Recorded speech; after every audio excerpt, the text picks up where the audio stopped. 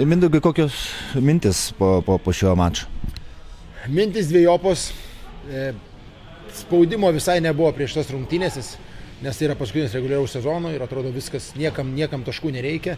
Iš mūsų pusės taip atrodė, kad bus lengviau užsivesti ir lengviau įeiti į rungtynės, bet pati pradžia buvo labai sunki kažkodėl, mes neįsijungėm, pritrūko agresyvumo, pritrūko gynyboje žaisti patikimiau ir puolime neužforčekinom labai stipriai. Tai toks pirmas kėlinys dar atrodo lyg įsibėgėsim, bet taip ir nepavyko. Antras kėlinys buvo turbūt prašiausias per nežinau kiek rungtynių, visai išsijungėm. Ir toks atrodo vėl žaidžiam prieš tą stiprią Mogą, nors iš tikrųjų jie atvažiavo be kelių žaidėjų.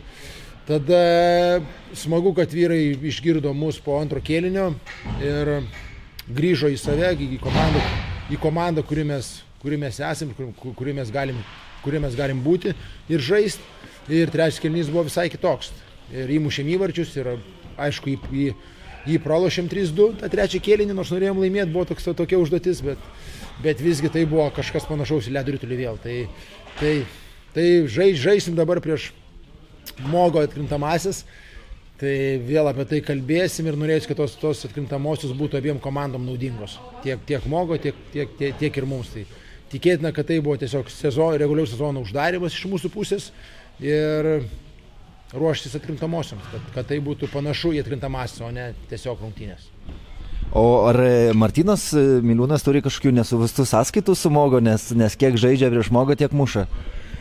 Tai jo, ir mes juokimės, atrodo, kad tik tai Mogo yra jo komanda, bet iš esmės turbūt taip susidėliojo kortos, čia nieko mes, tokia yra sėkmė jo turbūt prieš šitą komandą, aišku, turbūt jaučia šiek tiek viduje, bet iš esmės tai tiesiog sėkmė, kad taip gaunasi prieš Mogą.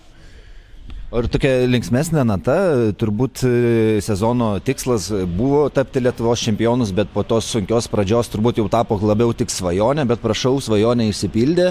Ir kaip jūs dabar tokioje situacijoje, kokia komandoje atmosfera, kai jau kaip ir yra ką švęsti, tačiau dar laukia sunkus mūšiai?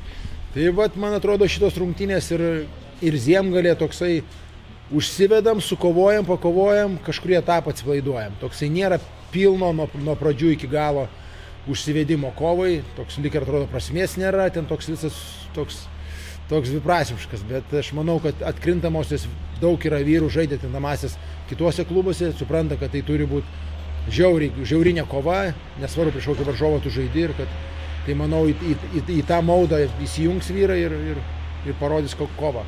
Ko mes ir tikimės, kad tiesiog kovot nuo pradžių iki galo ir kad būtų atėjus žiūrovų įdomu žiūrėti. Ačiū.